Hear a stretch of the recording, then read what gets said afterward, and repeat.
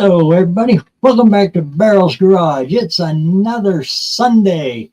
This week's a little bit different than my normal lives.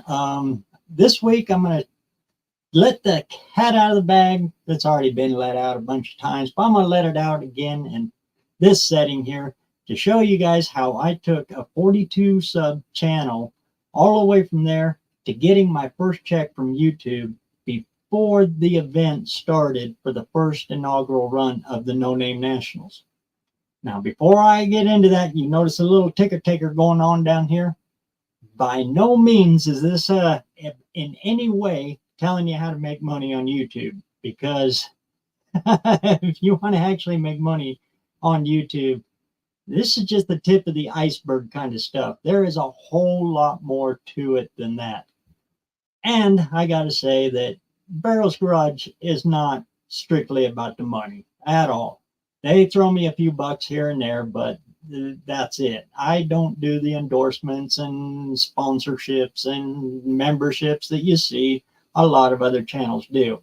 It's just not my style. And the last thing I want to do is pitch junk to you guys that you don't use, because I don't use it.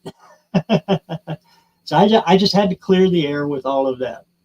Now, after all of this, and I explained to you how I was able to meet the monetization goals in less than 8 months, after I get done explaining all of that to you, I'll open it up like any of my other lives, and I'll put the link up in the little chat over here, and then you can jump in and I'll answer any questions or anything like that pertaining to all of that, or just whatever, just like a regular Sunday live. But I wanted to do this for all of the No Name Nationals guys that are, or any of you guys out there watching, even the ones that aren't in the No Name Nationals. But I hope you do consider it. It's a good bunch of people, and it's just a whole lot of fun. Okay, so let's dive in here and let's see who we got right off the bat. Mr. Lars, great to see you, man. Auto Salvage Outlaws, always great to see you. Mama M, oh, what's going on? Great to see you. Philip the Third, great to see you always, man. And like I said, with that, we'll just dive on in. Now, before John and Dallas announced the very first No Name Nationals, like I said, my channel was at 42 subs, and it was floundering. I had no idea what I was doing, and it just wasn't working. But just prior to that, I did reach out to one channel, the first channel that actually answered back. I seen that they had a little email in there, and I typed up a very courteous and very short and to the point question. I just asked them to go and please look at my videos and give me some advice. Well, my first videos, I was filming on a little itty bitty flip phone.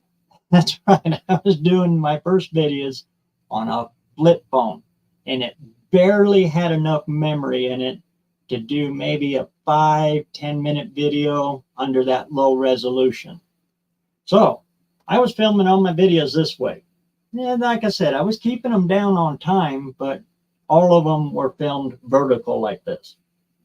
And she told me the keys to it all.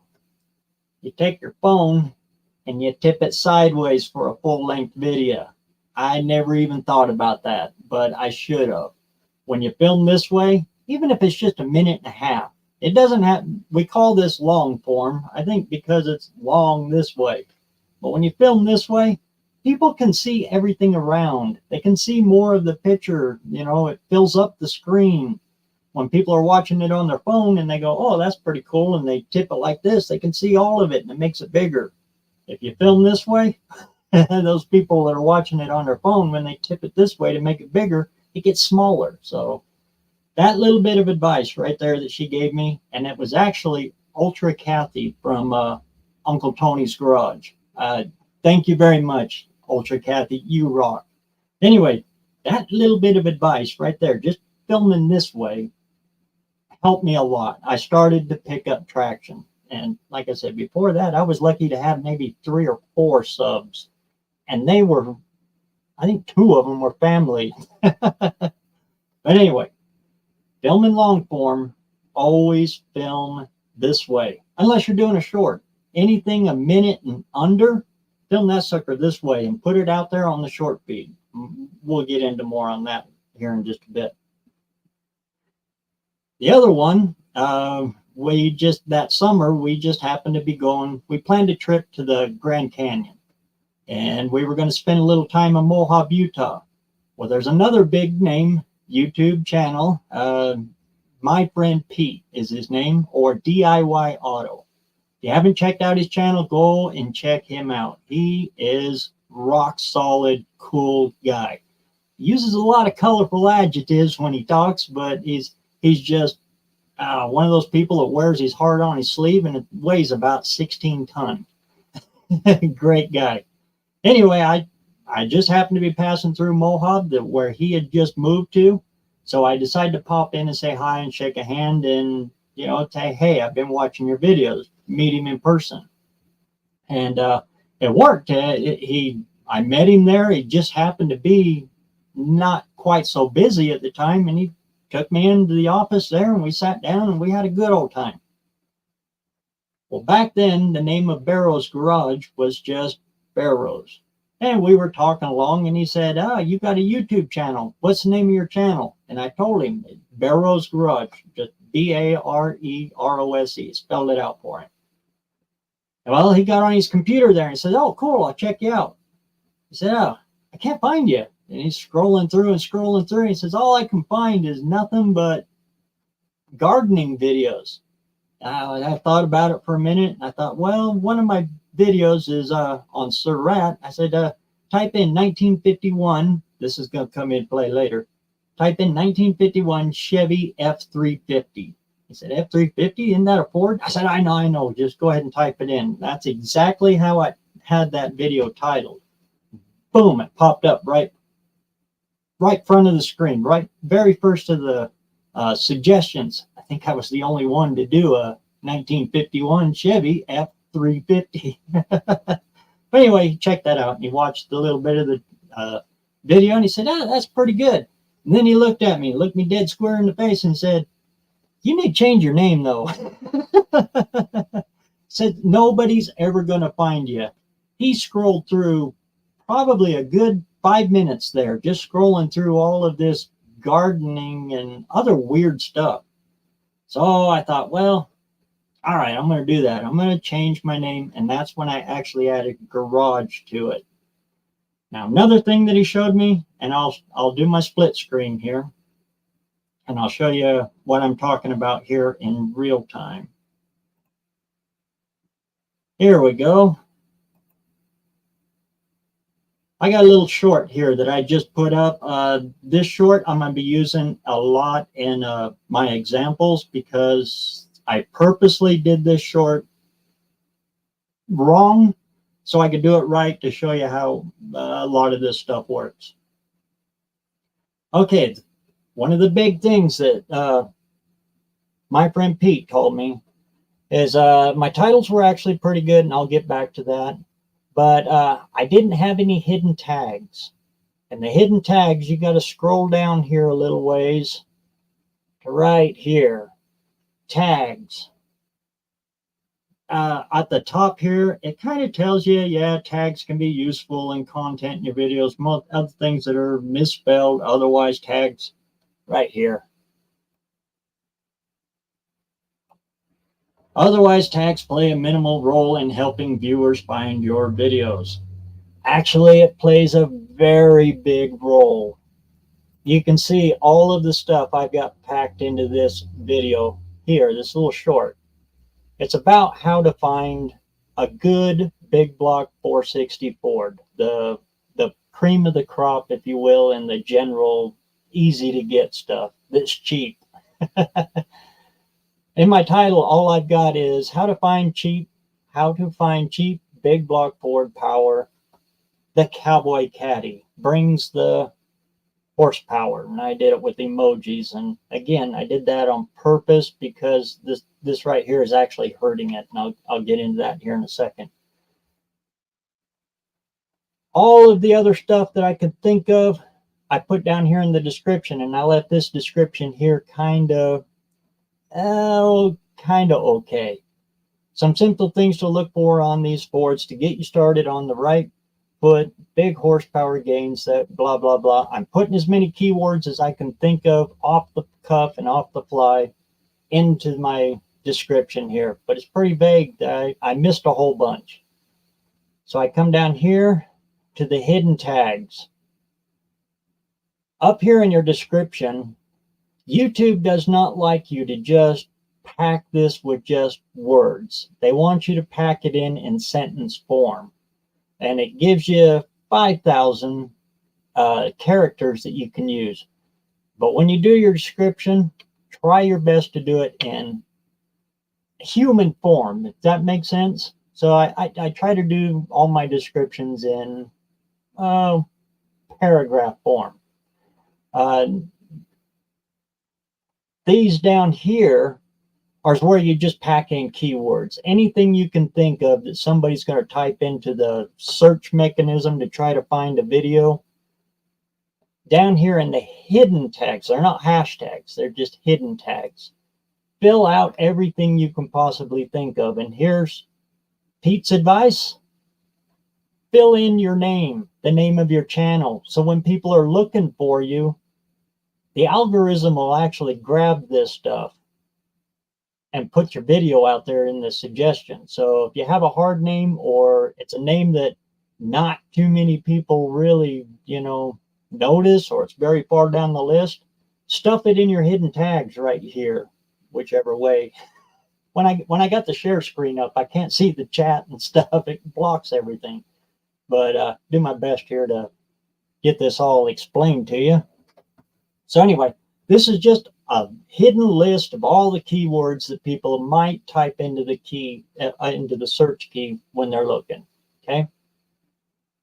Pack it in with everything. I do it in leader.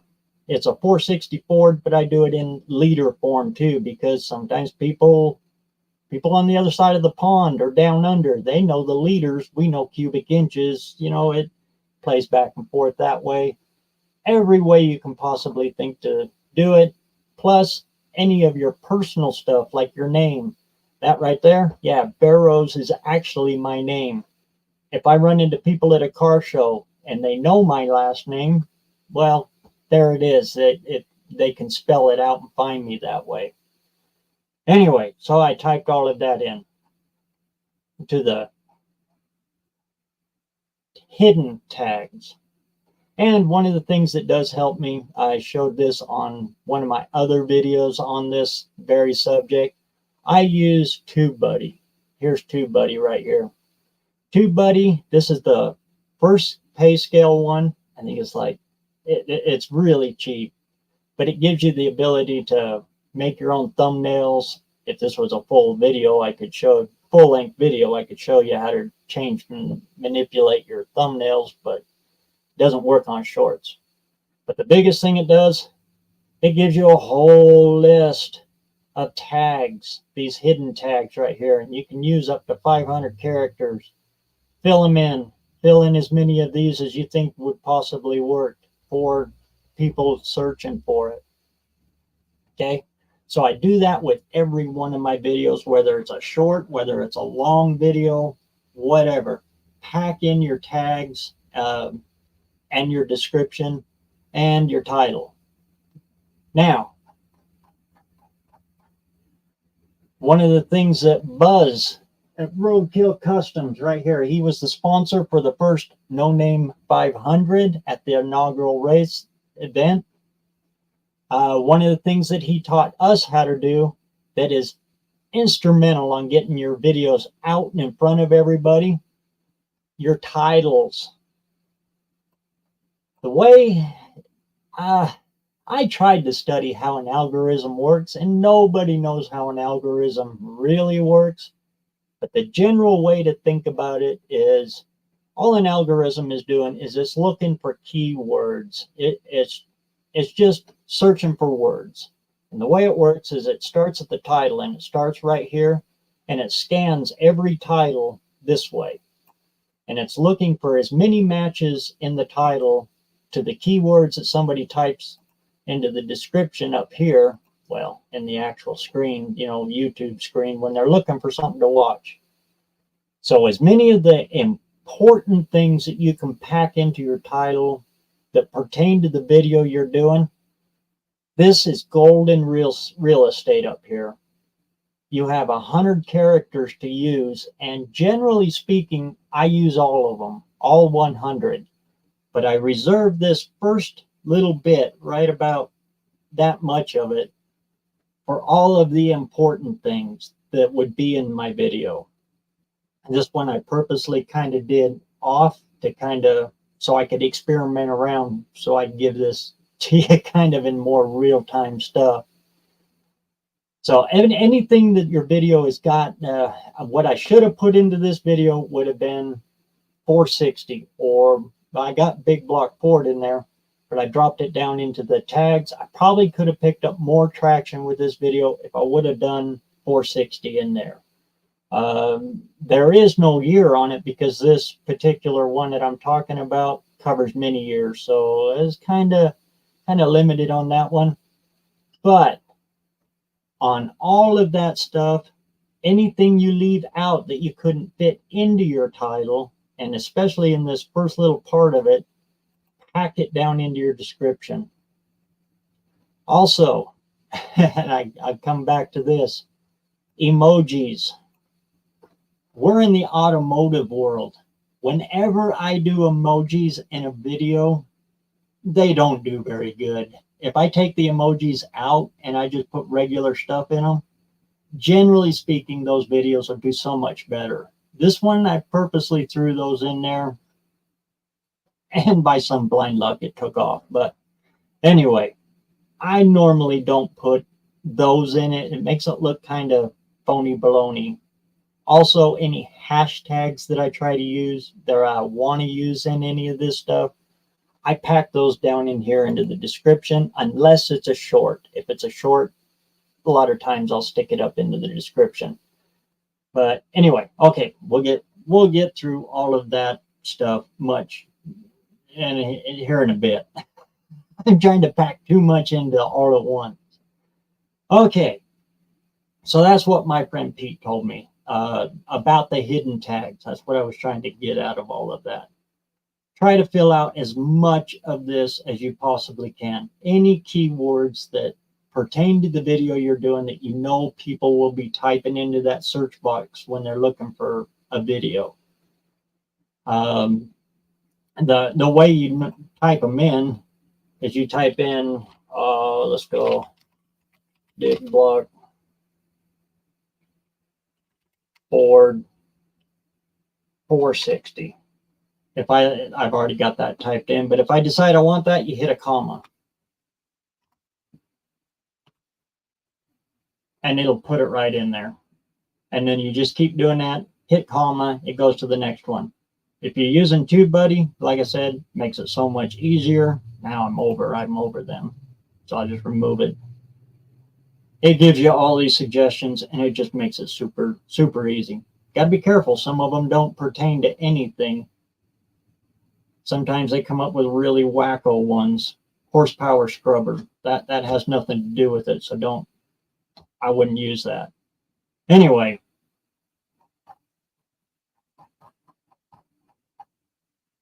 The tags, that's what my friend Pete taught me. Now the other one was just before John and Dallas announced the no names. Dallas was on Uncle Tony's live back when they used to do the Tech Talk live, and Dallas was explaining that yeah, he's very busy. He's out of town a lot, so he didn't have a lot of time to do a video. And I think it was Uncle Tony that suggested this, and Dallas was starting to implement it, but it works great. What you do is you go out on your one day of the week that you have to film video, and you pick something or anything. Let's see if we can get rid of this.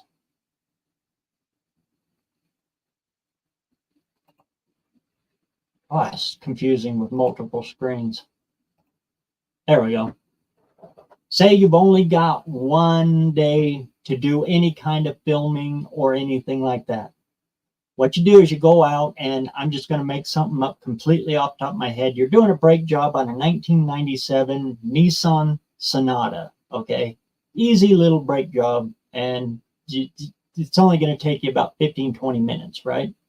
You go out there on your first video, film it, do it long form, film it this way. Film the very first part of it. I've just taken the caliper off. How to get the caliper off? It's very easy. You know, just title it 1997 Nissan Sonata brake caliper or brake job, part 1. Then dash how to get the caliper off. All right. So you go into the video, you show, okay, you turn the wheel all the way one way, you turn the key off to lock the steering wheel in, your video and all of this. Now you can get right in here on the back side of these caliper bolts, bust them loose, and you can get them right off. See how easy that is? Boom. That's the end of the first video, and you got it like 3-4 minutes long. It's nice, tight, and short. And you got that title in there perfect. Then you hit the button again for the next step. How to check the rotor to see if the rotor's still any good. Okay, your next video is right in there. You're still in the moment, so you can just hit the button, go right back into it. Okay, this is how you check the rotor. You run your fingernail over it looking for, you guys know how to do all this, but it's a good, you know, DIY video on how to get out there, you know, get this job done. How to check the rotor. Okay, boom, boom, boom. 3-4 minute video, maybe 1.5, 2 minutes, however long it takes you to check the rotor. Okay, boom, there you go. There's part 2. Next one, part 3. That whole 15-minute job of doing the whole every step of that job, you can put as separate videos. Then when you go in and you edit it up, you sit down and you're getting ready to publish it all, you schedule them. And then you schedule the very first one to come out on Monday morning. At my golden time was generally 7 a.m. every morning. You go out, you put your first video out at 7 a.m. The next one you put out on Tuesday on 7 a.m. The next one, you know, all the way down the line. One little simple job like that can get you a week's worth of videos, and you only had one day to do it. And all of that is happening in the background while you're off doing whatever you're doing all week long. If you're working or whatever, those videos are just coming out automatically. All you got to do is just answer comments, put the little smiley face, and you got a whole week's worth of YouTube work going automatic for you. And then also you take all of your videos like that and you put them in a playlist, because when somebody clicks on your first video and then they watch it all the way to the end, YouTube will automatically throw the next one up on autoplay. So if they watch the first one, especially on a DIY one like that, where it's a brake job, okay, I'm going to watch this one because it's short. And then the guy sits at the phone down on the bench or on the ground there while he's working on it, and he's busy and everything working away. Well, when that video's done with, boom, it's going to pop the next one in there, and boom, pop the next one on there. He'll go through and he'll watch your whole playthrough while he's doing the job, and you know, he's going to either like or dislike or whatever on all of that. So that's how I got around being able to put out content daily at the exact same time, every time, all the time. I would go out in the shop and I would just I would pick one day to go out and just film all kinds of little things. Generally, it was on the same job, but you know, I'd break it up like that. So I constantly had content coming out. That is the key to everything, is consistency, and keep the content coming, whatever it is. Don't get yourself wrapped up on trying to make perfect content, because the The more perfect you try to make it, the less content you're going to do. Just get the content out there and let it fly. So that's how I was pushing out massive amounts of content. But I was only in the shop one day, maybe 2 days. Sometimes I get 2 days out there. But that's all the time I was out there, even though I had a video coming out every single day. All I had to do is sit back and answer comments, and which is another key thing. You got to engage with people. When they leave a comment, you put a little "way cool, man," a thumbs up, something to show that, hey, I read what you're saying. Hey, cool. And that can get tough at times, especially when you start taking off a little bit and you start getting lots of those comments. Yeah, sometimes it's a little tough to keep up. Okay, there's the scheduling trick. That's the best and easiest thing I can recommend for all of you. Not only that, it saves the burnout because you only worked at it for one day. So the rest of the week, YouTube's out of your mind. It's just going in the background, and you have constant content coming out. And every one of them is titled with those key hardcore words in them, filling out your descriptions, everything like that. Any kind of keywords that people are going to be typing into the search box. Okay, so that was the first step. And because I had constant content coming out, YouTube started to realize that, hey, okay, this guy's maybe a little more serious because it's consistent. And my times were different. Sometimes I'd do a 2-minute video. Other times I'd do a 5-minute video, and then I'd do a 3-minute video. Whatever the video length was of whatever job I was doing at the time, that's what I ran with. So that's how you get your long form out there. Now, the cool thing about your long form, and again, by long form, I just mean film this way. They can be 1.5 minutes. They can be 8 minutes long. They can be 2 minutes long, whatever, just long form like this. Every one of those minutes is counted towards your watch hours for your monetization. And that's, like I said, with the ticket taker here, that's what this is about, how to meet your monetization goals. So always have that going in the background. Now we get into shorts. Shorts are great.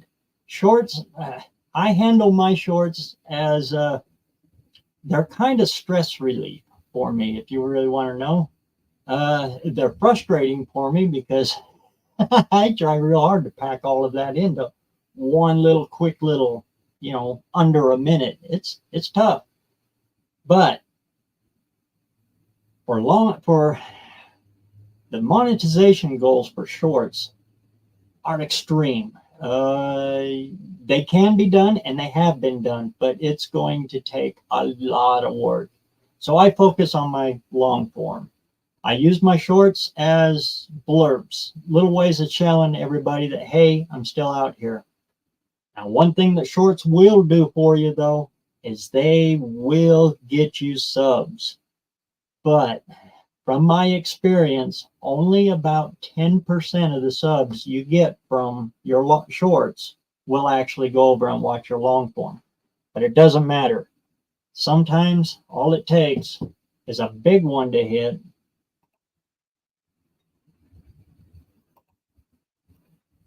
And this one, I purposely use them because that's not the strongest title I've ever done, and that's by far not my best description.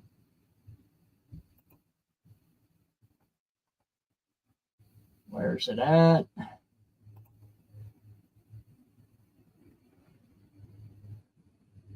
That's what you can pull off of one little short. 980 subs. That will blow you right over your 500 mark and dang near get you into your your 1,000 required. It's not watch hours because it's only got 380.6 views. Where's the watch hours on it? Anyway, I don't even consider the watch hours on shorts. Always, I just use them for advertisement. It's to get people to come over and watch my long form. These things are just silly, stupid, unplanned for the most part. This one right here was completely and totally unplanned. In fact, the one that I put more thought into, it didn't do as good as this. It just happened to catch the right time at the right moment. But that's, you don't know what's going to hit unless you put it out there. And so put it all out there. Put as many of these as you possibly can out, but kind of focus them back towards and try to get them more into watching your long form, because your long form is the golden ones, because all of the time that you get from long form, it all adds up to your watch hours and getting you that over that 4,000 watch hour hump.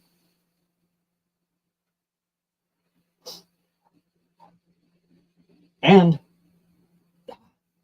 please, guys, this is not bragging by any means, and this one's actually pretty small. Don't ever let anybody tell you you don't make any money off of shorts. I made $89.44 in 28 days on that.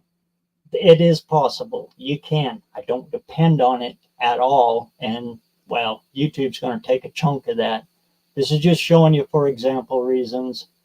It is possible. But this one, it's kind of a 1 in a million. This one really hit. But get out there and keep throwing your stuff out there, even with a failed title.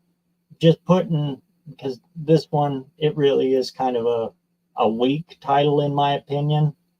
If I would have took more time on that, put more of the keywords, filled in more of them 100 characters, maybe drop the short hashtag down here into the description and filled that all the way out, put more thought into my description and packed more of those keywords that I'm talking about in the video in there, I could have picked up more off of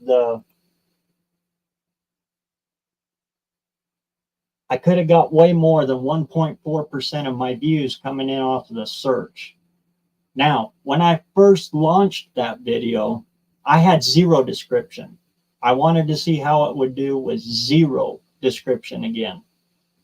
I got nothing off of it until I put the description. As soon as I hit the description and put those tags, those hidden tags in there, that's when it took off. Before that, I only had like,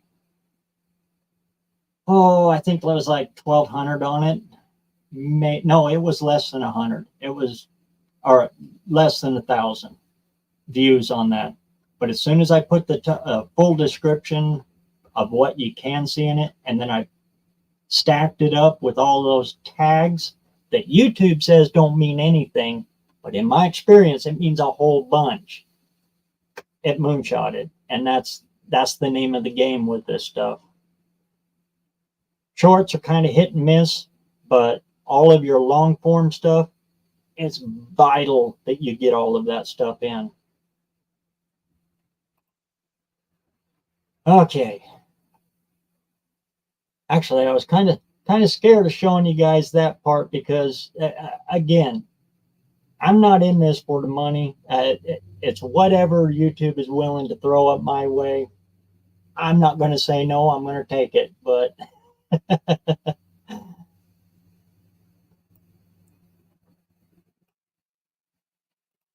there we go. Open that back up so I can see the chat now.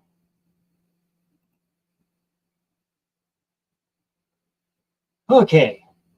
So let's see. I covered that, the scheduling, titling. Try to make sure you always have your make and model in your title. Another thing, the hashtags. Any kind of hashtags you have, bury those suckers into the description. Your title is far too valuable to waste it on something that's going to, if you use a hashtag, for those of you who don't know what a hashtag does, is it takes your video and it groups it with everything that's also got that hashtag. It's kind of like in a magazine, and you're trying to get your video into that magazine. The hashtag is the magazine. Your video is inside of that. Okay, that's kind of what hashtags are. If you put it in the description, it's going to do it anyway. If you put it in the title, it's going to do it. But it's more valuable space in the description where you can bury it. So always try to move your hashtags to the description.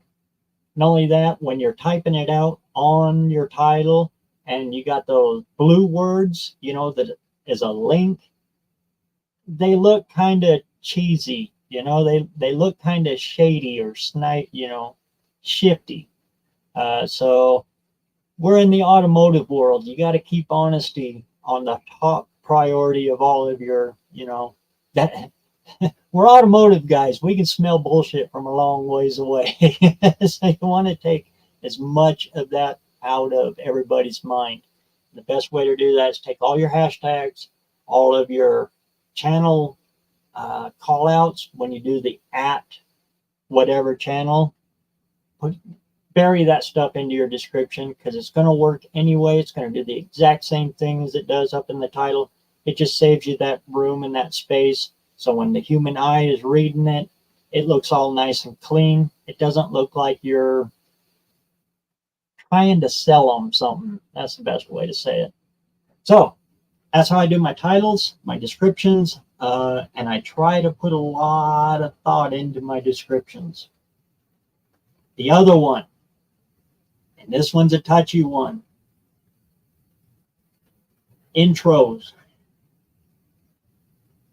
Intros are so hard to pull off. I can only think of one channel out there that I really like their intro. And the reason I like it is because he buries it in the middle. He'll come out and he'll say, it's Big Mike's Hoopty Barn. Brother Hoop, you got a good one. You got one of the few ones that I like. But even still, I've listened to his video so many times. I've watched all of his videos. When it comes to his intro, yeah, I skip it. But anyway, because that's what we all do with intros. And if it's in the beginning of your videos, that is the crucial time of all the time for a video. If you got a 3-4 minute video, 10-minute video, whatever it is, those first 3 minutes are vital. That's what YouTube uses to grab and see if you've got an okay video or not. If you're losing people after the 3 minute, before the 3 minute mark, YouTube's going to bury it. And it's going to be a lot harder for that video to get traction. And if it can't get traction, nobody's going to watch it. Nobody's going to even see it. So, it's not even going to come up on their suggestion list. An intro, when they hit that skip button, it's already going to hurt you. So if you need to do an intro, change it to an outro. Move it to the end of your video. And then put your like and subscribe button, your channel logo button that pops up, your suggested video for the next video to watch. Do that all over the top of your intro.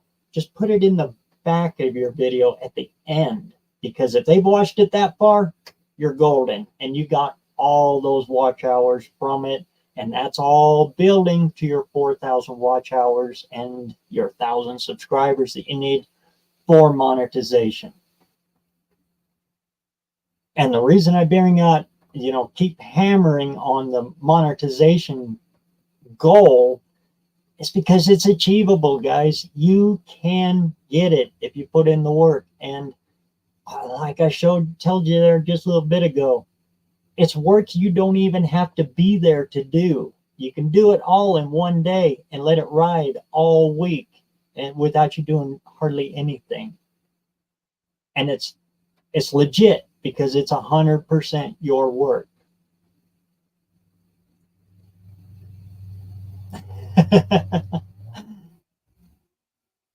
Now I opened it up here, I can see some of the comments. Like I said, I'm not ignoring you guys. It's just when I do that share screen stuff, it blocks out my chat over here on this side. I can't see it.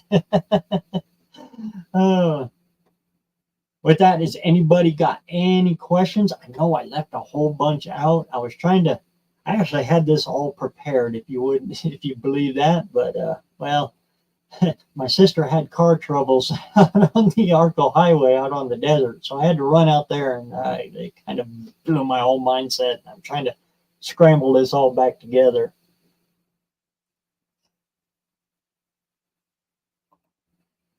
Hey, NSB, great to see you, man. First 90 seconds, make something explode and on fire.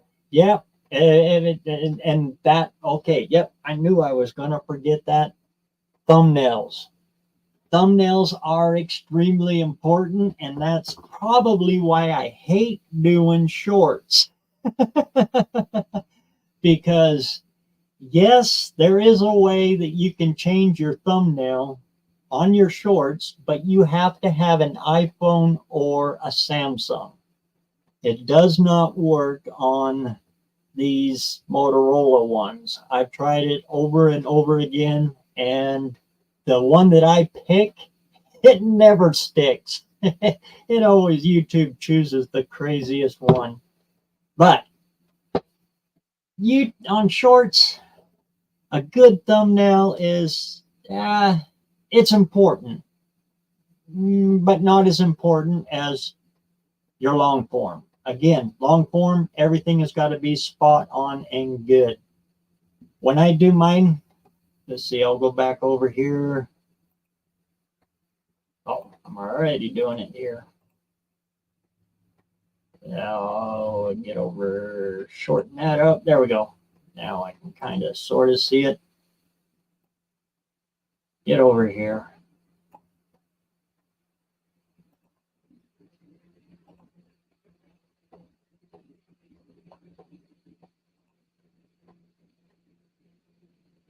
There we go. These are all my thumbnails, and it's easier to show you on just, this is my most recent one.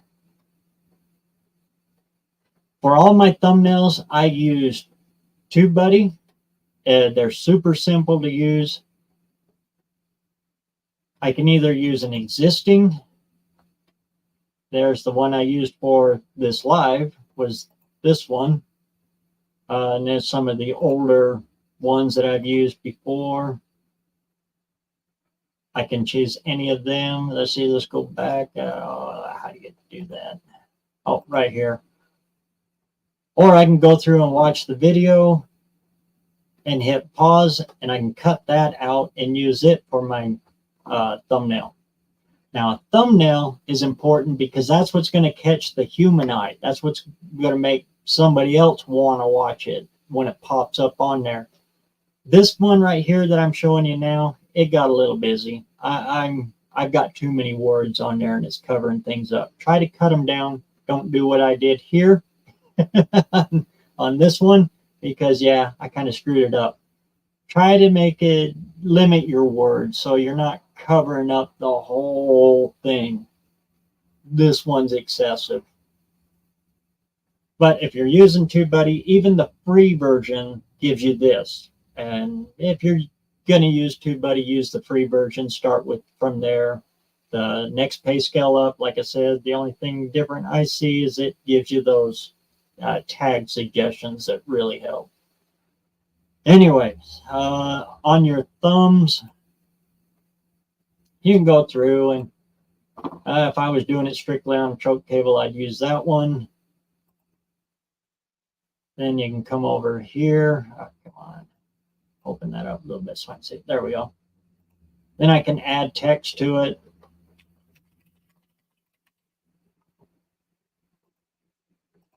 Add the layer, whatever I'm wanting to type in there. I can put arrows pointing, you know, all of that stuff.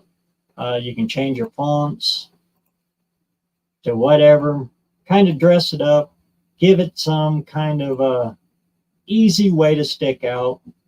So when it comes up on the suggestion screens, people will see that and go, oh, that looks pretty cool, and click it. That's what your thumbnails pretty much are all about. One thing that Blake at Bad Tree Productions, oh, Blake, you're awesome. His favorite color, and it works so good in all of these, yellow with black and bolded, big, bold, contrasting colors that just pop out there.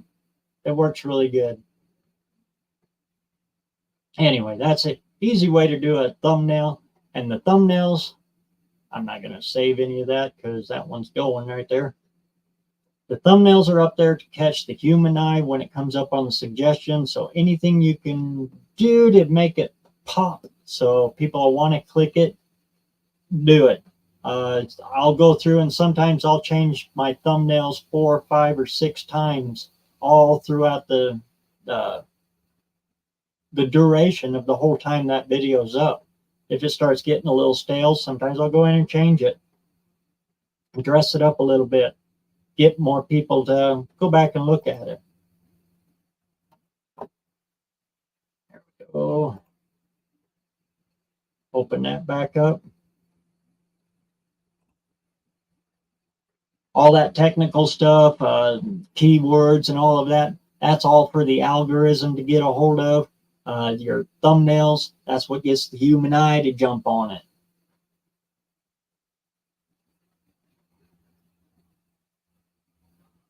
But on shorts is kind of double-edged on that. It works both ways. You want a good thumbnail on your shorts, so when people see it on your homepage, they'll be more prompted to click on it. Or if they're searching something and you got a quick little how-to video or something like that that you were able to do up in one little quick short, that'll pop up on the suggestions, and then they'll click it. But 99.99% of all of the stuff that comes off of shorts is just somebody here scrolling through, so they never even see your thumbnail. It just how it ends up on the short feed. 99% of it all comes that way. But there's still a good thumbnail is still important for anybody who's, you know, looks for it in any other way but on the regular feed. So I hope that helped. Boy, I hope I'm not confusing y'all out there. And then the most important part, you gotta get out and socialize with all of these people on YouTube. Get involved with the community. Go around. You guys know how to do it because you're in here on my live. You are doing it. But go out there. Don't be afraid to leave comments on people's videos. Go through other people's videos. I have gotten a lot of subs that way. Just going through and looking at what other people have said about somebody else's video. And if it's something you agree on, click on it and answer back. Hey, yeah, I did the exact same thing and it worked out pretty good for me. You know, a comment within a comment. That the person that you commented to will generally look at you and go, oh, well, who the heck are you? And they'll click on you, and then your channel pops up, and they'll either, well, this is pretty cool, or they'll tell you, kick rocks. One of the two. But 99% of them, they'll hit the sub for you.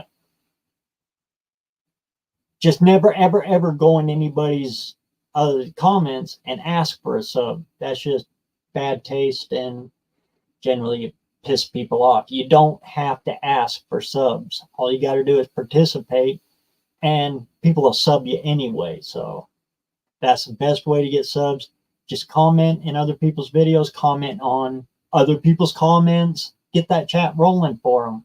And you're helping out the video creator too, because every comment in a video pushes that video again. It resets it back up because YouTube is seeing that as this is a video that's actually getting some views and getting some traction, people liking this. So they're going to push it up there more so they can sell more ads on it, because bottom line, YouTube is a business and it's there to make money, and it's free for us to use, but YouTube's going to push it out there and they're going to push as many ads as they possibly can on it.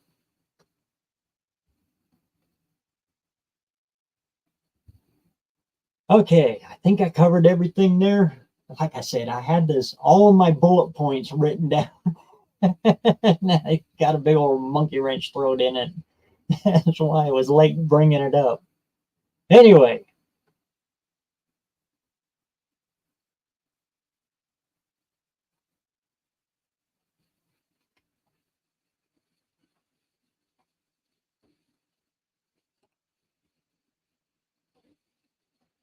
you should have florid in the tunnel ram picture.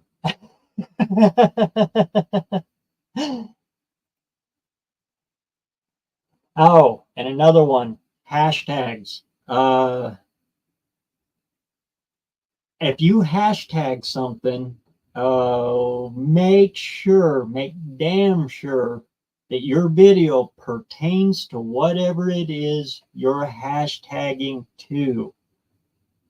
The No Name Nationals crowd, I see a lot of stuff that really stretches the boundaries on whether it applies to the No Name Nationals that's being hashtagged as No Name Nationals. We are a very accepting group, so they're not going to punish you much for it.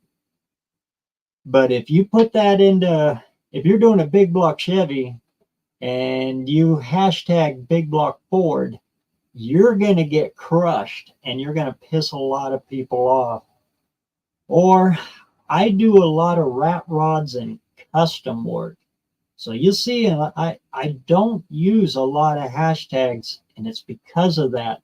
If I hashtag something and it's showing off in one of my rat rods and it ends up into a restoration area, oh Lord, the trolls, not the good trolls, the nasty stuff starts coming out. So I kind of let the hashtags, I use them when I use them, but I do not rely on hashtags anymore because of that. It can piss people off if it's in the wrong spot. And some of that stuff, you don't know if it's in the wrong spot until it is in the wrong spot.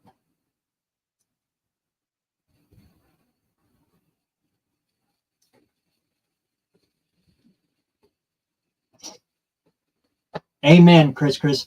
To support, to actually really support a channel that you really like, leave a comment. It is the best by far of anything. A like, even a dislike, because a like and a dislike are exactly the same on YouTube's eyes. It's showing involvement. It's showing that, hey, people are watching this, whether they dislike it or they like it. It don't matter. Commenting on it, it's all showing engagement. It causes YouTube to push the video.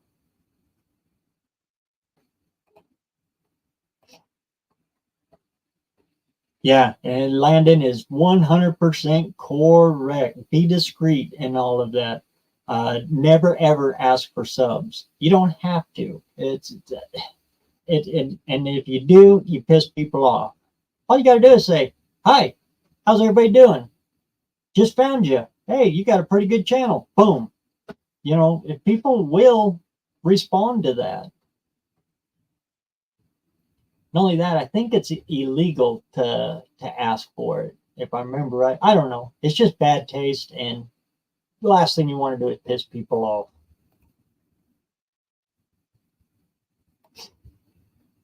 Yep. Even just a thumbs up or an emoji just is golden. And when it comes to hashtags, I'd have to dig through that last one I just showed you. Sometimes people will put hashtags in the comments that will hashtag it over for you. Like you didn't even have to categorize it that way. And it's a good way to get around some of that because, well, if somebody else is commenting and putting the hashtag in there, well, I didn't put it in there. Somebody else did. And that really does help to drive you in that direction. And like I said, it kind of gives you a little bit of leeway if you weren't the actual one to put it in there.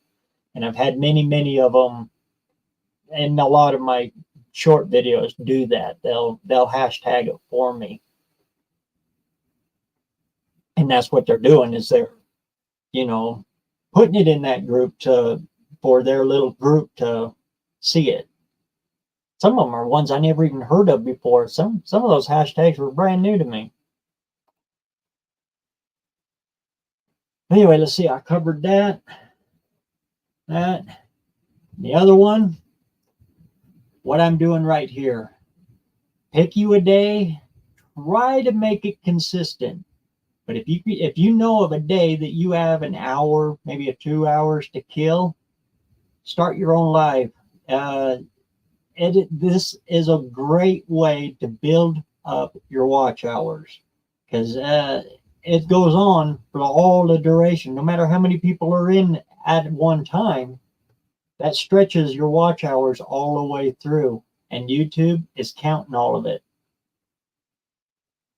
And then another big one. Yeah, I knew I was going to be completely unprepared and scatterbrained on this. Do your own shit. There, I got a cuss word in this one. By all means, just use your own content. Do not focus your stuff with other people's stuff, if that makes sense. If it's 100% yours, you're getting 100% of everything off of it. If YouTube sees you using other things, other people's content, other people's creation, you're not going to get any watch hours for it. So it was a complete and total waste of time, other than maybe the subscribers you got off of it. Later on, when you're actually starting to make money off of it, other people are going to be making money off of what you put your work into, but it's not really your work because it wasn't yours to begin with. So on that stuff, you'll notice I do very, very little music in my videos anymore. I try to keep it limited down to just my stuff. As shorts, right now they're getting away with the 1 minute, because 1 minute right now falls under fair use. So I tried one. That one short I got up has got Van Halen. Why? Because I know Van Halen does not like you using their stuff either. And I purposely put it on that short to see how long it's going to take before it does get popped. They were one of the first to start popping people for YouTube stuff. So that video, that little short's actually an experiment out there to see how long it's going to last. But right now, under 1 minute is considered fair use, and you can use it as long as it's under them requirements. But rules change, and well, if they change on that one, I'll just lose what little bit I make off of that little short. Doesn't matter.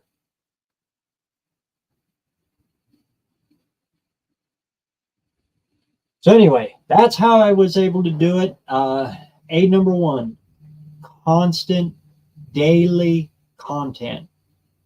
And I just told you in the beginning of all of this, you don't have to be in the shop every day to do daily comment or content. All you got to do is go out one day of the week, film 7 videos, 7 little short 3-minute, 5-minute, 4-minute videos, and then schedule them out Monday, Tuesday, Wednesday, Thursday, Friday, and just let those things run in the background while you're not even thinking about YouTube, when you're out relaxing or at work or whatever you got to do.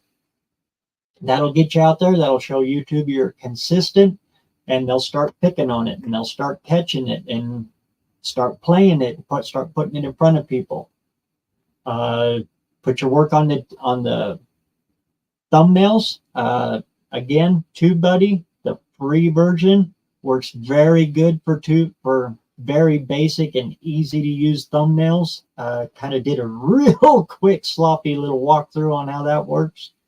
So you can put a little pizzazzle in your thumbnails. That's to get it in the person to click on it. And when it comes up on the suggestion screens, take full advantage of the playlists. Anything that involves all one thing, stuck that sucker in a playlist and just keep adding to it as it goes. you can do your whole project on a playlist, and all it takes is one person to click on that first video and forget that set their phone down and walk away. They'll watch your entire playlist, and you'll get all of that as they're off doing other things. When they click it up on the television, it'll automatically autoplay your next ones, as long as it's all in the playlist together and they're all titled, you know.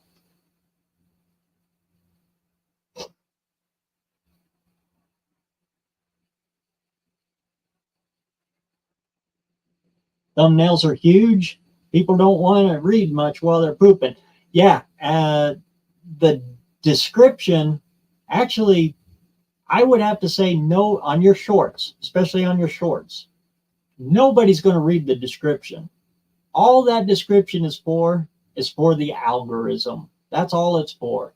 When I do my descriptions, the first sentence will be for the human eye, because I know nobody's going to hit the read more. They're just going to see that first little bit. But after that, I'm putting it in sentence form, but it's only for the algorithm to grab all those keywords, if that makes sense. Yeah, the people, yeah, they're not going to read much of that. I know they don't read the description because the comments I get.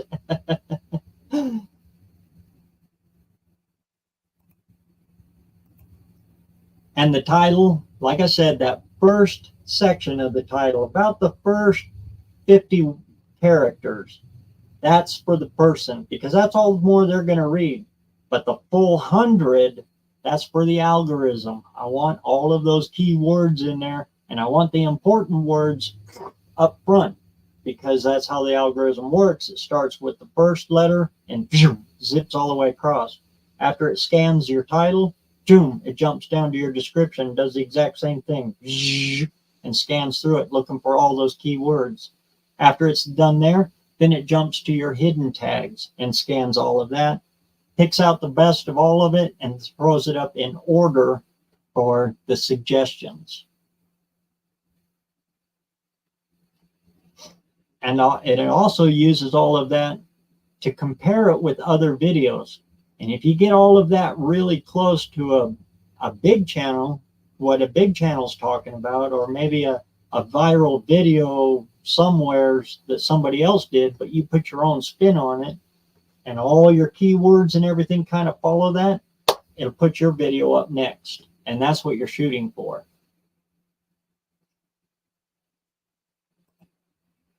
Always pick a related video on a short. It keeps the viewer on your channel. Yeah.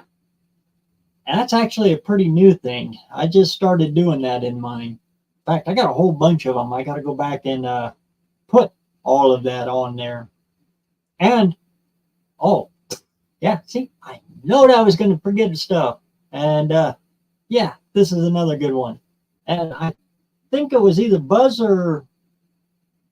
No, I think it was Blake from Bad Tree. One of you guys. And great guys. You got to go sub everybody. Just sub everybody.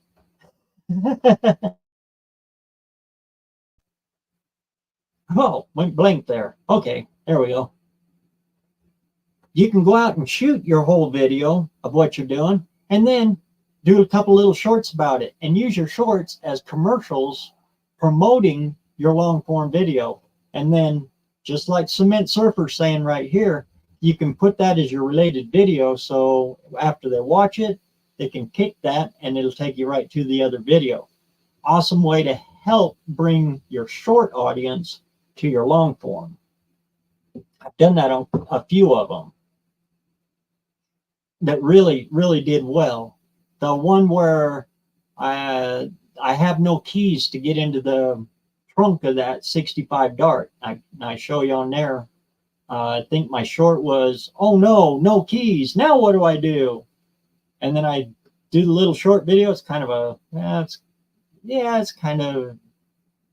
it's a commercial for my other video. And I say, oh, well, stay tuned for the long video and I'll show you how. And then it's right there. You click it and I show you how to go through the back seat. Big secret, but it's in there. But that short drove a lot of traffic to that long form, and it made that long form actually over 10,000 views because I used that short for that.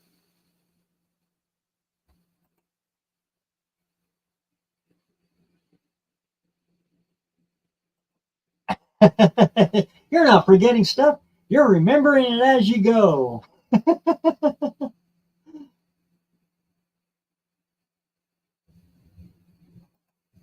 Exactly. YouTube uses the description to push the video out to the people. Yeah. The people aren't going to look at your description. That's just what the algorithm uses. And the more, just like Buzz says here, and he was 200% correct. In fact, everybody go out and sub old Buzz here at roadkillcustoms.com. Look for the little buzzard right there. Great guy, great friend, and just an all right good channel. And he's a rat rodder, so you know he's good.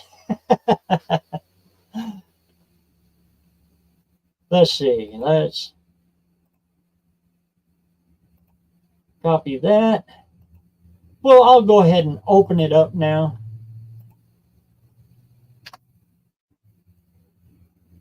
Anybody wants to join in, any questions you might have, go ahead and click that, pop on in here, and I'll do my absolute best to answer anything in that whole big old jumbled up mess that I did there. Because really, guys, I want to see all of you get out there and make this succeed for you. And be proud of it. Don't ever be ashamed of what, I know the big thing is, oh, he's just in it for the money. He's just wanting to be this. He's just wanting to be that. You know what? To make money on YouTube and do this as a full-time job, it's a 24/7 job. If you really wanted to do it as a full-time job, it's 24/7, 365 days a year. It's fun work, but if you really want to get it going like these big YouTube channels have done, it ain't as easy as it sounds. So if you do make it, be proud of it. It's the American way. It's an international, all around the world. To be able to go out and do something you like doing and it's fun to do. And if you make a few bucks here and there, all the better, man. Get out there and do it. Because if you don't, YouTube's going to make all of it.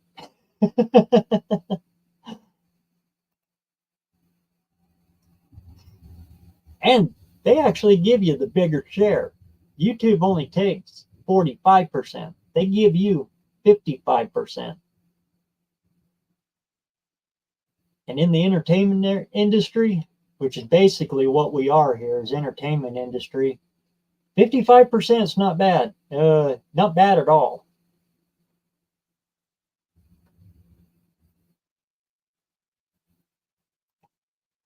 I can't find enough time to work on my car and truck, let alone think of doing YouTube full time. It's tough. And I really appreciate everybody who has done it. I mean, even Scotty Kilmer, the king of it all. I think he's the first automotive channel. Love him or hate him, that guy's done a lot with it, and he's still rolling it out. I don't watch him anymore, but Scotty is Scotty, and he's still doing it, and he's still at it.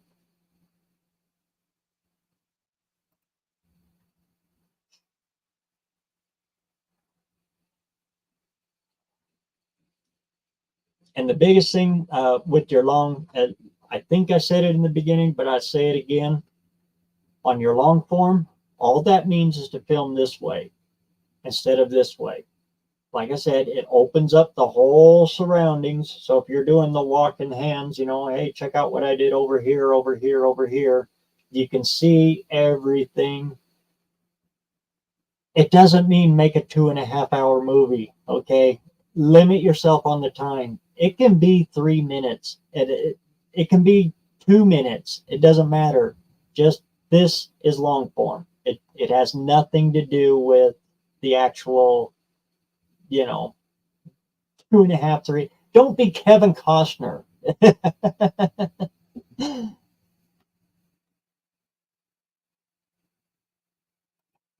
Exactly. Exactly.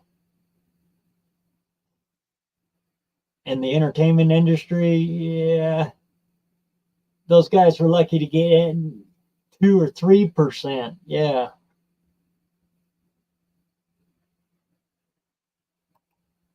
So YouTube is actually very generous, and you're not taking money from your viewers. For them, it's all free. You know, all they got to do is watch. All you're taking it from is the advertisers. You get 55% of whatever it is that those ad companies paid to run those ads on your videos, your work.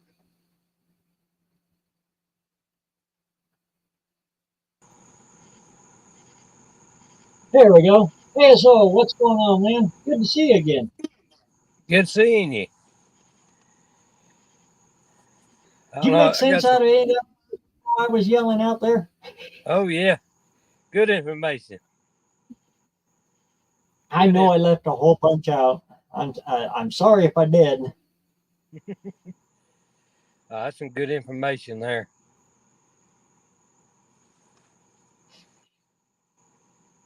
Can you hear? What's that? I said, can you hear me? Yeah, yeah. Okay, cause where Oh, I'm at, my service ain't good. and that's another key one. I knew you was coming in for a reason. You came in here and kicked me in the head, and I forgot something. Of all the equipment that you can invest in, a camera, yeah, they're all right. But these guys right here, and if you're going to invest in any equipment, do it on a microphone. Video Yep, is secondary. People will watch a grainy, crusty video, but if they can't hear you, they ain't going to watch you. that's right. So if you're going to put in, and audio is actually the cheaper of all of it. This wireless Right. mic I got rechargeable, it was like, I think it was 45 bucks. And it's a godsend because I pin it right here and it's at the same distance from my mouth. So my volume level is always the same. It makes the editing process so much easier.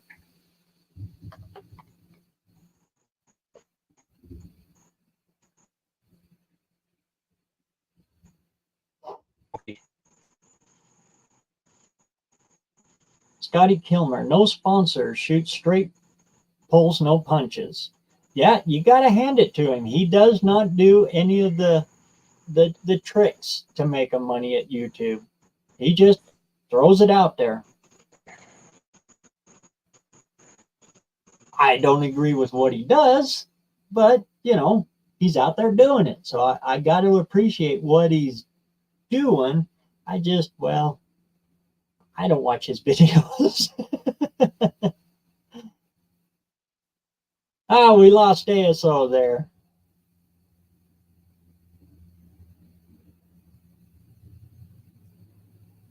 Where was that?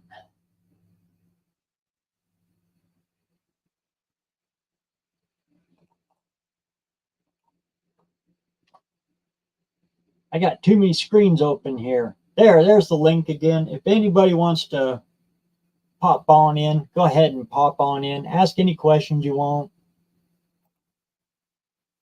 When I record with my iPhone, I sound like Darth Vader breathing.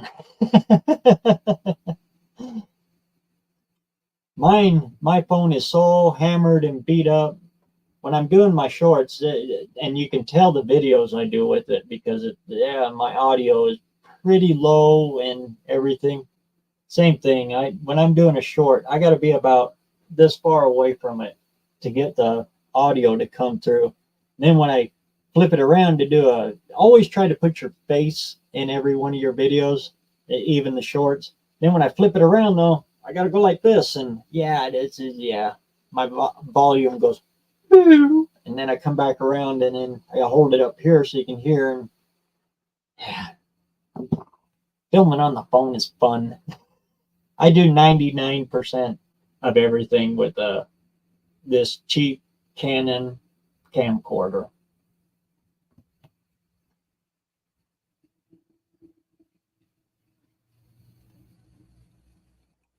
We done scared him away. Look at there.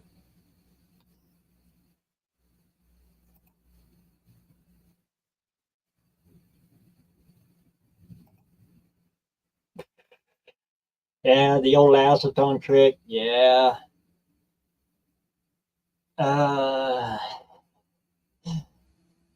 Landon knows what I'm talking about because he comes over here, sit in the shop, and we'll bounce ideas and everything. And that's a good way to get it too. Get a friend who's also, and get him involved in YouTube as well. Then you can sit back and bounce ideas off together real time, and you both have different styles and ways of doing stuff. But yeah, me and Landon will look at stuff like that and go, "Oh yeah, that's for the views."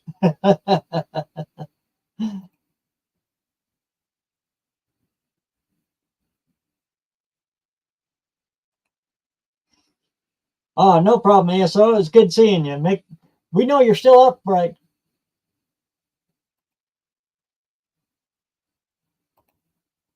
People do want to see who you are. Yep.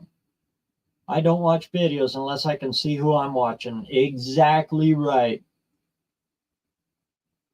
For the first little while, and it's hard thing to get around. But again, Blake at Bad Tree Productions, he's freaking awesome. If you're having troubles doing that and getting comfortable around the camera and actually showing your face on the camera, he had a really good suggestion. Take a picture of your friend, somebody you know, somebody you drink beer with, somebody who you just sit down around the fire with and talk, whoever, your best friend, picture your dog, somebody, and tape it to your tripod. So when you look at it, you're looking and you're talking to your friend, your dog, your sister, your brother, whoever, and just forget about that camera being there, and you'll relax and your natural personality will just flow out.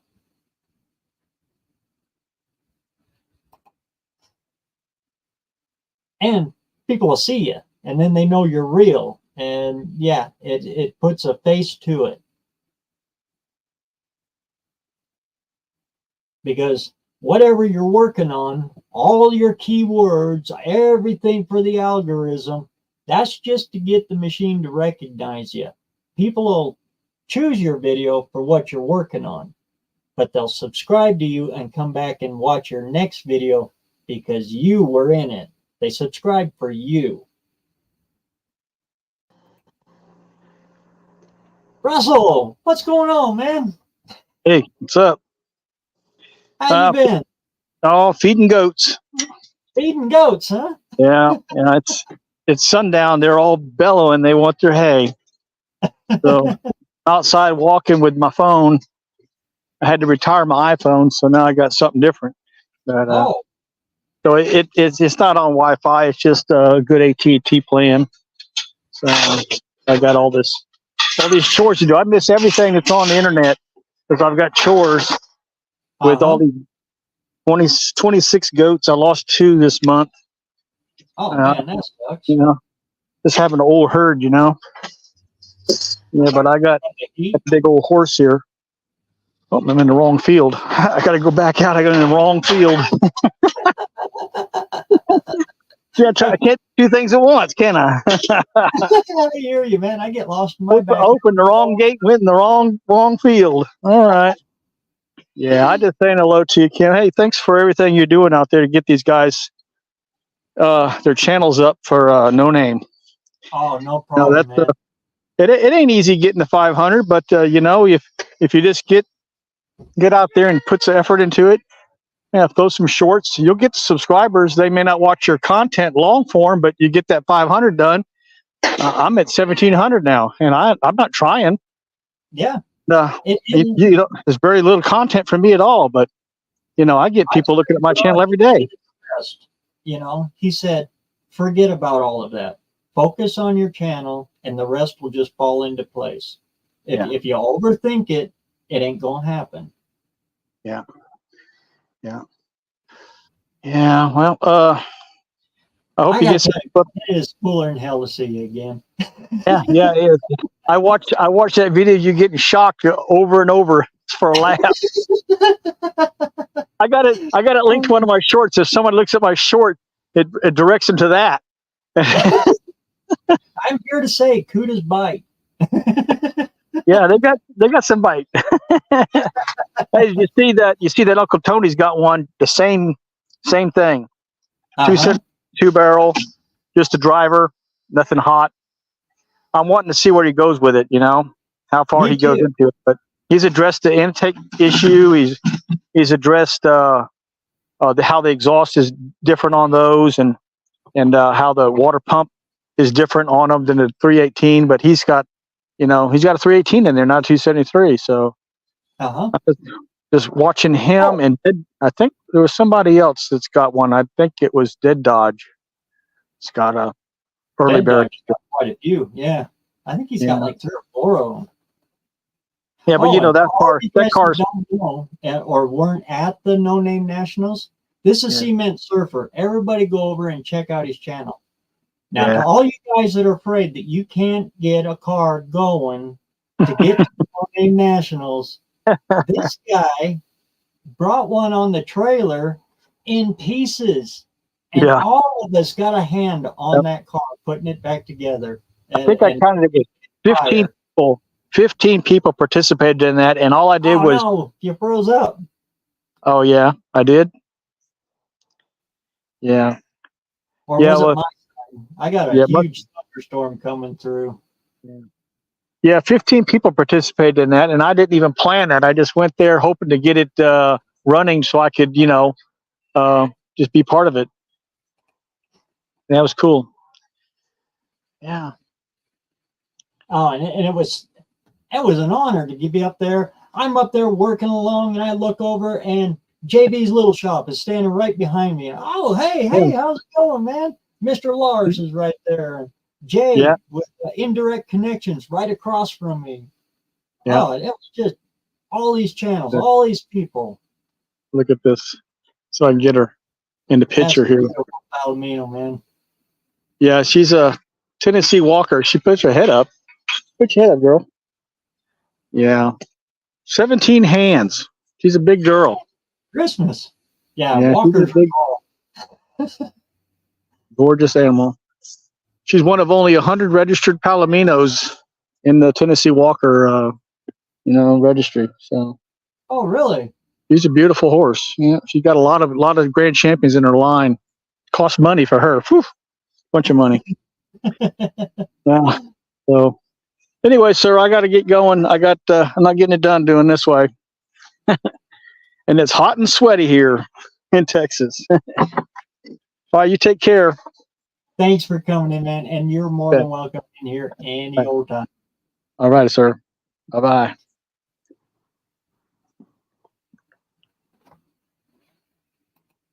Yeah, that Cuda done bit me good.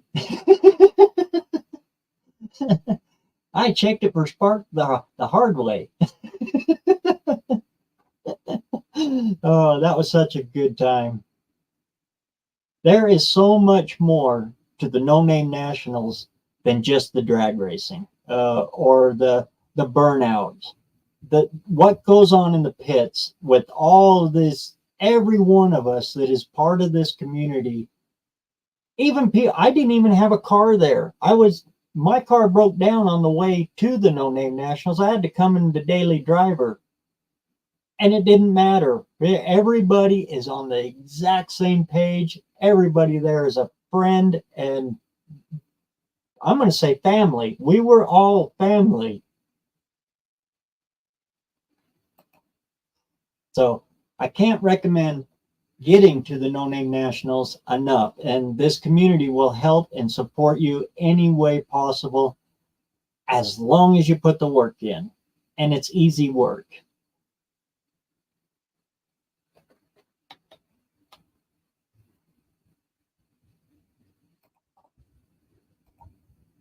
I'll throw the link back up there again if anybody wants to pop back in here. Again, I'm usually a little better at the chat than this week. These multiple screens, and yeah, that rolling thunder out there got me a little behind. It kind of stalls things out. Cool. As a kid, my neighbor had a Tennessee Walker. Nice horse. Yeah. Oh, and you put them up on their gate. Oh, it is as smooth as silky butter. But about the roughest thing I've ever rode is a Tennessee Walker on a full run. Yeah, they're a little rough when they run.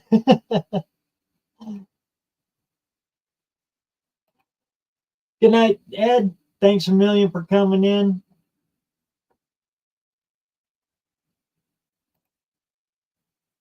I think the T-Bird bit me 20 times when I got it home.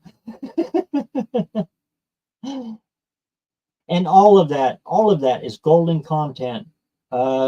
Again, as I was mentioned, I keep harking it back to, because this week's live is kind of goal oriented. Simple little job like that, going out and trying to get a dead car started. You could very easily get a whole week's worth of videos out of that. As long as you don't make one 30-minute long video that nobody's going to watch because you're not established enough yet for everybody to see a 30-minute video. If you break that sucker down into 7 5-minute videos, people are going to take a chance on a 5-minute video. They'll be sitting there on their 15-minute break and go, oh, okay, we'll give this guy a shot. A 3-minute video, a 2-minute video, whatever. Keep them nice and short. But you could take one of those little pull a car out of a field video and turn that into a whole week's worth of videos in one day. Sit down and just schedule them all out to come out Monday, Tuesday, Wednesday, Thursday, Friday. Your whole week is set and you got constant content coming out. All you got to do is sit back and put a little smiley face. Say, way cool, man, every time somebody gives you a comment. Or they'll comment and say, why'd you pull that out of the field? You should have left it there. That thing belongs in the scrapper. You're going to get a lot of those, but they're all good. Just smile, throw a nice friendly comment back at them. Chances are they'll throw another comment right back up. And every one of those pushes that video up more and more. And just keep it rolling. Keep going with it. And once that, I made the comment, I think it was with Buzz, once one of these takes off like that and you start getting 1,000, 2,000, maybe 5,000 views on a long form video, reach out and grab that tiger by the tail and hold on and just keep pushing it and hold on for the whole ride, because it'll take you all the way through.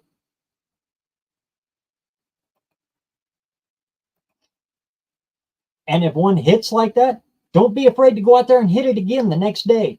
Don't let it lag. If you let go, it's going to be hard to catch that tiger again.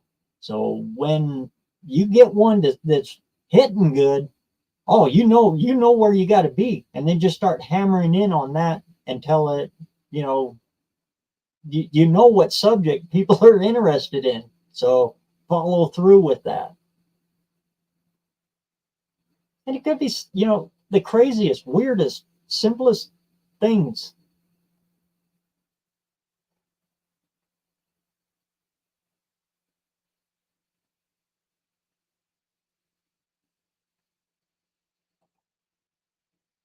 This rain has been crazy. Yeah.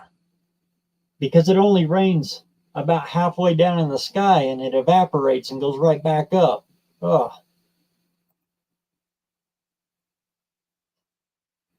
I had a great time last year at No Name Nationals, meeting everyone. Oh, sweet. Yeah. I didn't take the old car, just went to meet everyone. Everybody was so kind to talk to. And that's exactly what it is.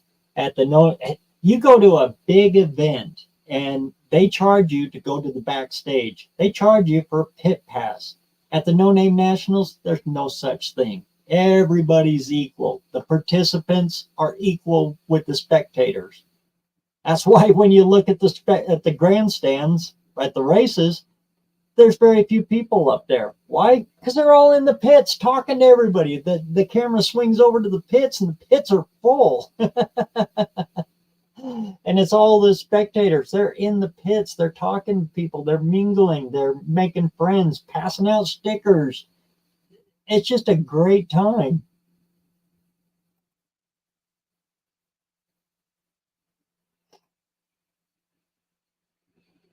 Yep. And like I said, this community will rally around you and help you.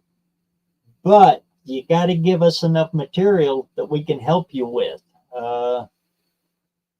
To be a content creator, which is what actually, kind of the YouTube, the No Name Nationals is for. It's for YouTube automotive creators. You got to create material. Oh, yeah, that's another one. You notice I give a lot of shout outs. I use my community page a lot for a lot of different people and a lot of different things. Shorts, I can't share. I can't share them on my community page. But your long forms, you betcha, I can share those. And when I share them, it shows the picture, it shows your thumbnail, it shows everything on my screen to get people to go to your screen. So the more long form you do, even if it's only 2 or 3 minutes long video, and it's good if it's, around there, 5, 6, maybe 8 minutes, 3 minutes, whatever. Keep it under 10. Definitely keep it under 10, closer to 5. But when I share that video out, they're going to see your face. They're going to see your video up there. And it's going to give all 100% credit to you. Everybody who clicks that off of my page, who goes right to yours, and you get all of that. So the more long form you do, the easier it is for us to share it out there to the world and try to help you get some traction. Shorts. I think YouTube was using shorts to kind of to combat like TikTok and Facebook, and they were throwing shots over their bow with those shorts. Because all I can do with the shorts, I can share them to my Facebook, but I don't even open my Facebooks.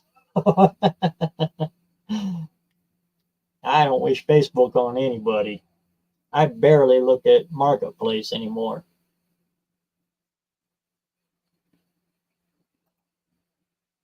I felt good today when someone said they followed one of my video demonstrations from over a month ago. Oh, sweet!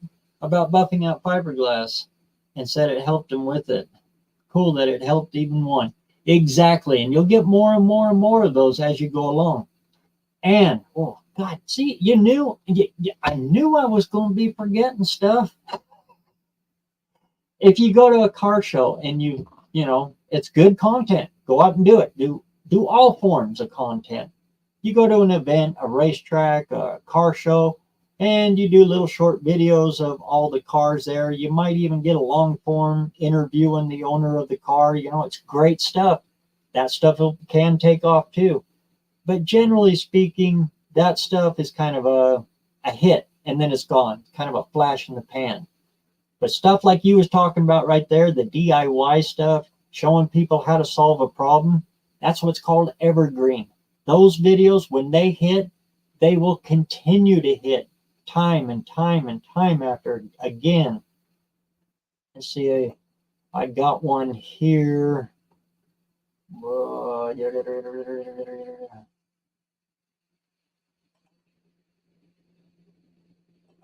I'm looking for it. Oh, it's hard to find it on this daggone thing.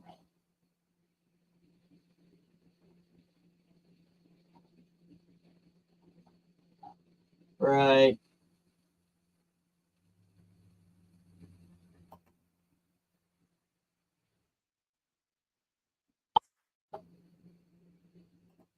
There we go. One of these days, I'll actually figure all this stuff out.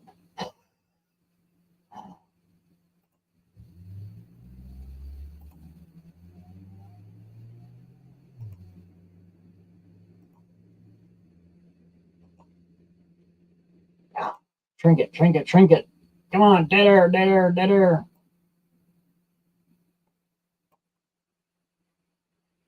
This is one of my unexpected evergreen ones that just flat took off. All I'm telling you in this video here,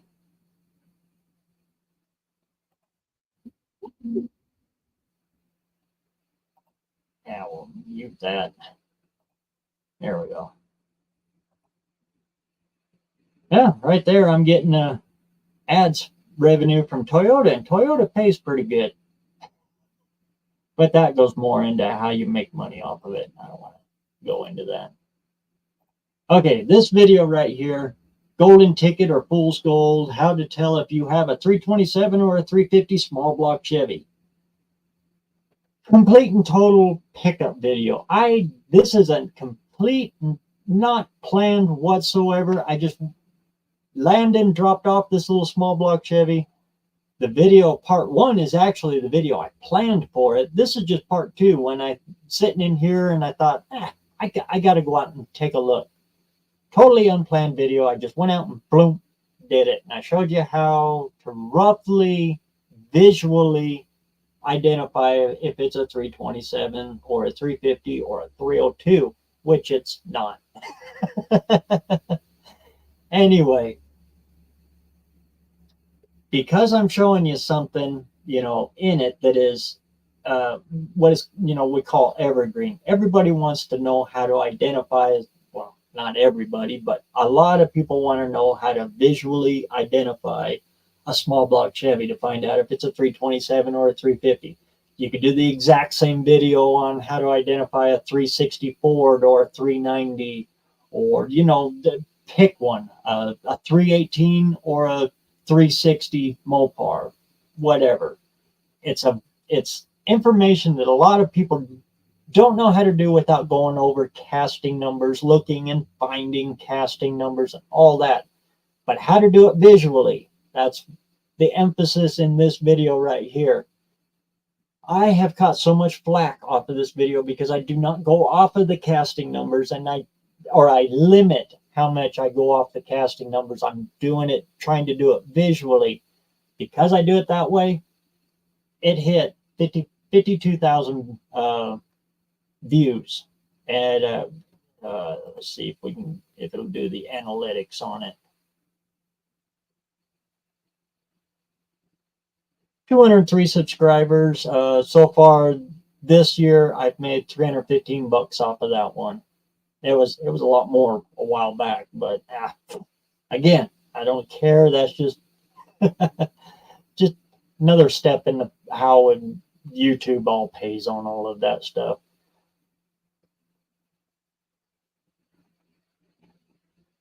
But you can see my retention on it. That's not bad. It could be a whole lot better, and I'm always working to improve this. But within the first 3 minutes, I'm still pulling 50% off of that. That is golden when it comes to how long you can stretch your videos out, how much you can do with it. Pay attention to your retention rate. As long as that stays up about 50% through the video, which would be about the 10 mark, I'm still getting about 25. I didn't do too bad on the video. And then it spikes up again here as I'm closing the video out. If that video could have done a whole lot better, I could have fine-tuned it a lot more. But my point is on this one, it's a simple subject, easy to identify a small block Chevy, whether it's 327, 350. It's evergreen. This video pops up on my feed all the time as people are watching it, and it's old. This is a very old video, and it still keeps popping up. That's how it's got to date 52,000, because it's supplying something that people are always looking for, or it's a more common thing to look for. DIY ones, how to, again, relating back to that brake, job example, stuff like that is evergreen. People are going to be working on Nissan Sonatas for long time, and as long as they're working on them and they haven't crushed every single one of them, somebody's going to look up that video and try to figure out how to do the brake job. So you're always going to get traction on that video. And the longer it's out there, the more it's going to build. Whereas you go to a car show or a racetrack, that's kind of a one and done thing. You're going to get a whole bunch off of it at the start. And then afterwards, it's going to peter out and then go dormant for a long time. So try to look for stuff like this, the evergreen ones. Stuff that, like, how to identify, that'll always come up. Again, try to do it visually without having to look numbers up, because anybody can do that. And a lot of times Google is way off. We all know that. So DIY, like I said, I'm just going to keep rambling if I keep going here. Look for things that people are going to need to know for a long time, and people will always be looking back to look into. And you can see there on that one, I filled out that description completely and totally all the way out. And then I threw my shout outs to Landing Custom there and Alva 1370 down here. I buried them down in the description. I never ever put them up here in the title. And if I scroll down there, I think there's a couple of hashtags on it as well, but I bury those suckers in the description.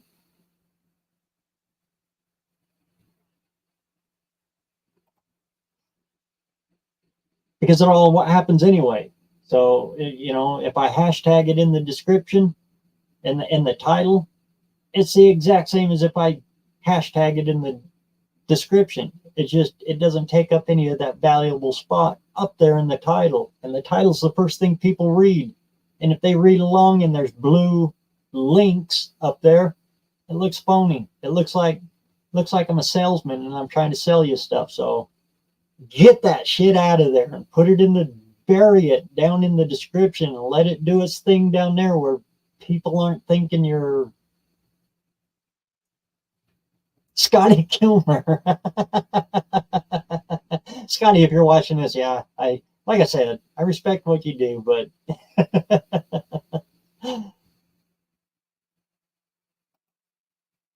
how-to videos on Dodge and Chevy get tons of views. Something breaks every time you drive them. I knew Landon had to throw something out there. Even though I had to go pick up another broke down Ford on the road today.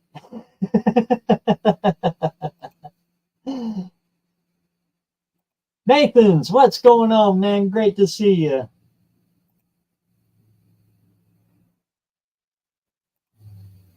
I gotta go get the crap out of my throat.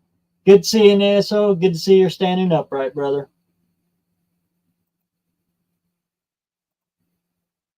Yeah, there's another good one. You're out there showing them how to use a manual towering machine. Harbor Freight sells a lot of those. Well, they're not that one. The one you're using is older than both of us put together. But Harbor Freight sells a lot of those manual tire machines. And yeah, they're still very popular. And nobody really knows the right way to use them. So that one will constantly grow. Another good one that I'm seeing is Buff Del Campo. All those little tool videos, little videos. In fact, they're shorts. Those he's sitting on. I have a prediction that Buff Del Campo is going to be the next one to launch and seriously moon launch. All it's going to take is one of his little how-to little tool review videos like that to hit, and he's going to launch. He's going to go.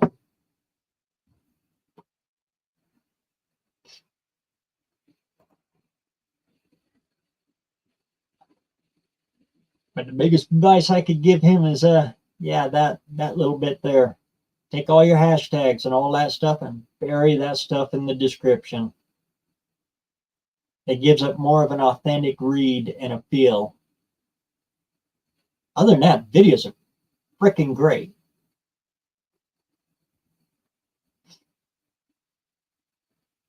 Hey, and there's Hubby's Garage.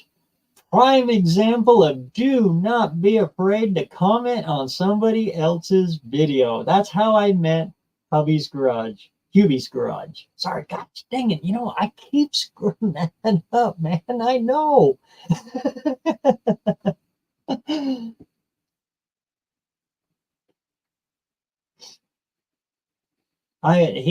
I think you had one video up, and I seen the potential in that, and oh yeah, I left you a comment, subscribed to you. I think I was your first subscriber, and look at you now. I'm proud of you, Hubie. You have done above and beyond.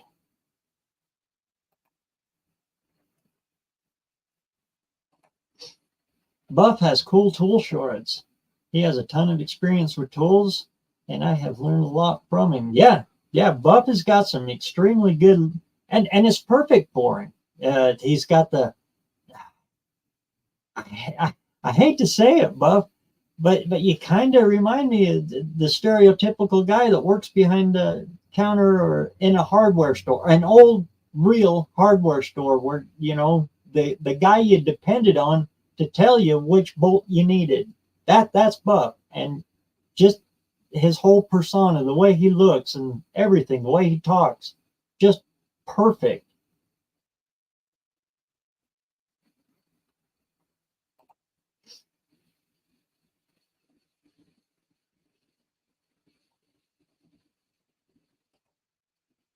What did you rescue a Ford with? Only your Lincoln runs. Nah, we rescued it with another Ford. Actually, a Dodge. Yeah, my brother-in-law come down with his Dodge in a pickup in 12-valve Cummins.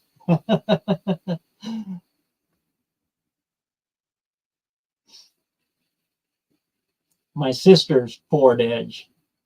Sounds like she lost the front diff.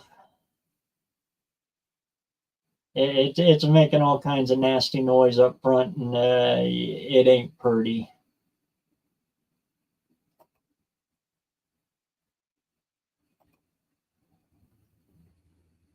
Hubie is a term of endearment, brother. I was your first sub. I owe my YouTube start to you. Just keep throwing the content, brother. You are a great guy.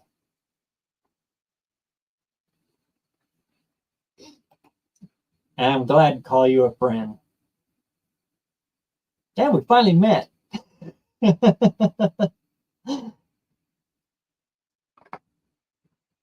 I keep forgetting. There we go. We'll throw the link back out there again. And we'll go for, well, I don't know, about another 10 minutes or so. Anybody has any questions or anything on this stuff, don't be afraid to ask.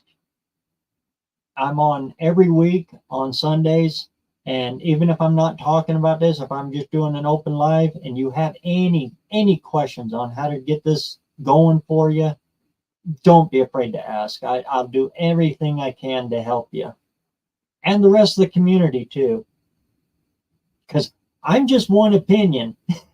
I'm just one little itty bitty guy. I'll tell you honestly what I think, but between you and me, I have been wrong a couple of times. I'm not afraid to admit it because, you know, I'm not all right.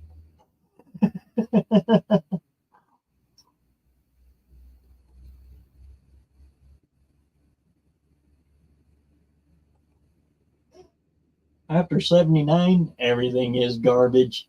Pretty much, yeah.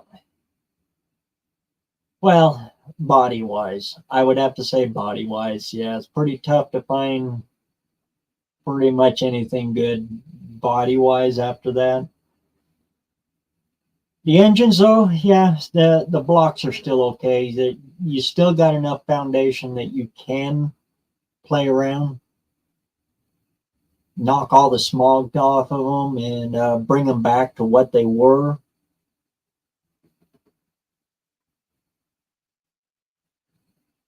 The 80s were actually pretty good because the guys that knew better were beating the guys that could only go to the dealership and buy a race car. The guys that knew how to build a car or understood it, oh man, we dominated those guys. It was our time to shine.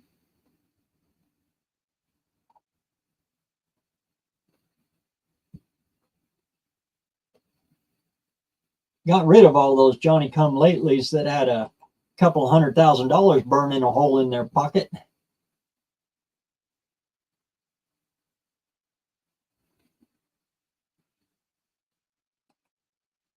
Oh heavens, yeah. There's not a day that goes by that I'm not wrong somewhere. In fact, I kind of like making mistakes. I learn more off of them than ever.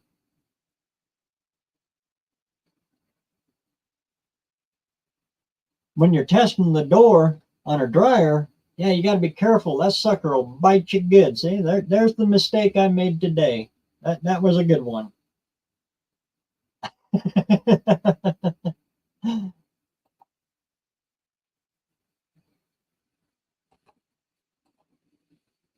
Thumper, yep. And it was a ride truck. It was we never run it as a competition truck, and the sport moved way past car crushers, and that's what Thumper would have been categorized as, but car crushers kind of went the way of the dodo bird, and the sport moved way past that. But we were a ride truck. We go around to all of the events and give rides.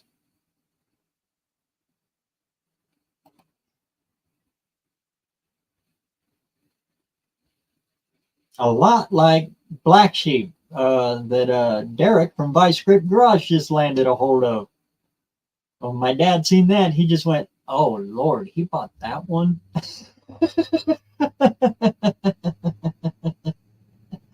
Oh, my dad's got a story about that. He ran with us one time.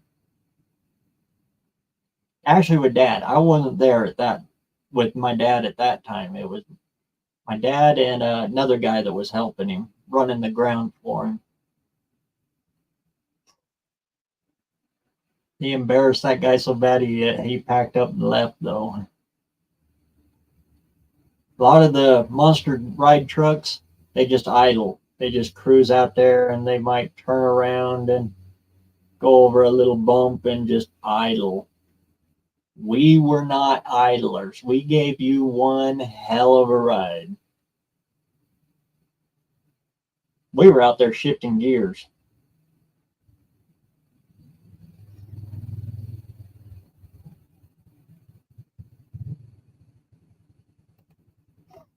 Yeah, the support has gone so far that it's all aerial and stuff like that now. When you're dumping $200,000 just into shocks, yeah, that kind of hobby is just not much of a hobby no more.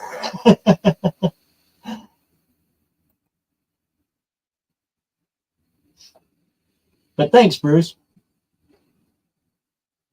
It was a 56 Ford F.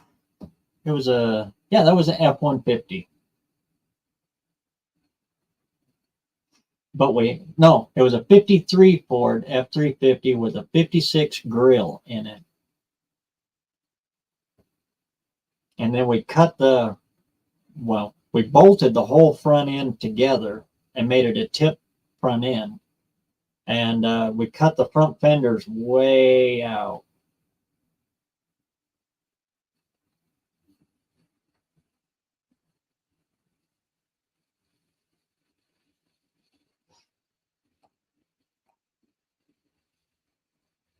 We were interviewed for the Monster Truck Hall of Fame for We were one of the first ride trucks.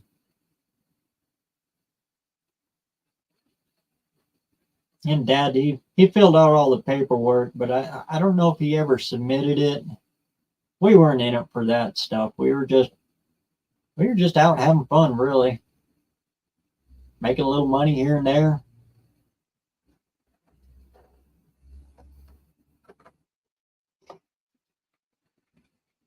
Got to see a whole bunch of the country, everywhere west of the Mississippi. Good to see you this week, Mama 3. Tell Damien hi for us all.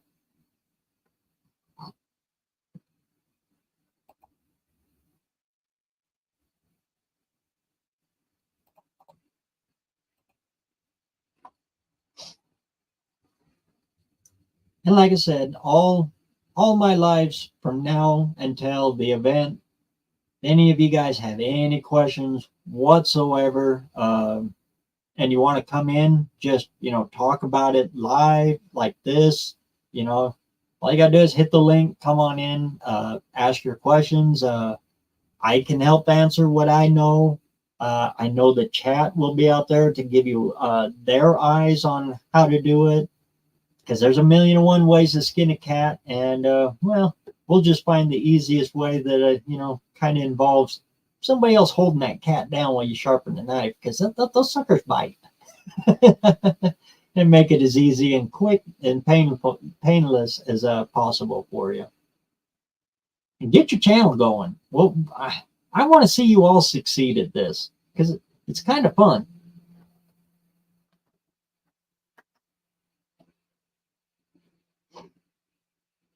And I'd really like to see you making a little bit of money. Yeah, to start out with, you don't make a whole lot.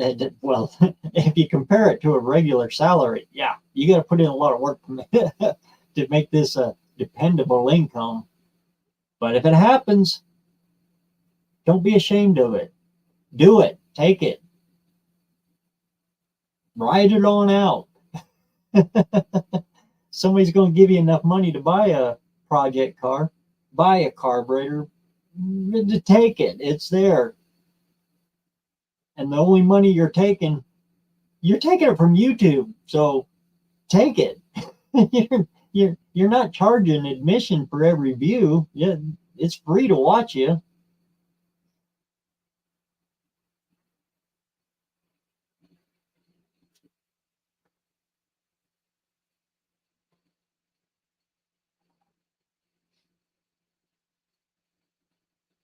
And the more stuff you can buy, the more content you can make. And you see how that just snowballs up into a snowball all the way to an avalanche, and just ride that sucker all the way out.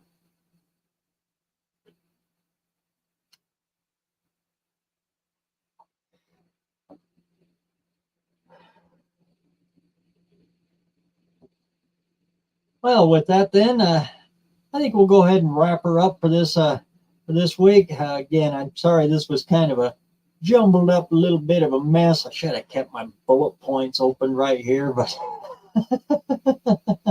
it is what it is. Yeah, when you do it live like this, it's better if it's unscripted and it's just kind of like this. It shows it's real, right? Thanks everybody for coming out this week. You guys are just absolutely the best. And absolutely anything I can do to help any of you, just let me know, and I'll do my absolute best to either find the answer for you, or maybe it's something I do know. It's been known to happen every once in a while. Anyway, thanks a million, everybody, for coming out. I hope some of that helps you, and if not, feel free to ask again. I'll do everything I can to help and get you out there and keep that metal hot. And that is a good thing to do. Find yourself a little catchphrase like that, something that connects you to your channel, that is real quick, that you can toss out, that's kind of catchy, that everybody's going to know. All right, it takes a little bit of work, but everybody gets one every now and then. Just something easy to remember that's kind of catchy that you can put on a sticker and start branding yourself. Well, that goes into more of how to make money, but it works. And it gets you out there and get the metal hot. We'll see y'all next week. Thanks for coming in.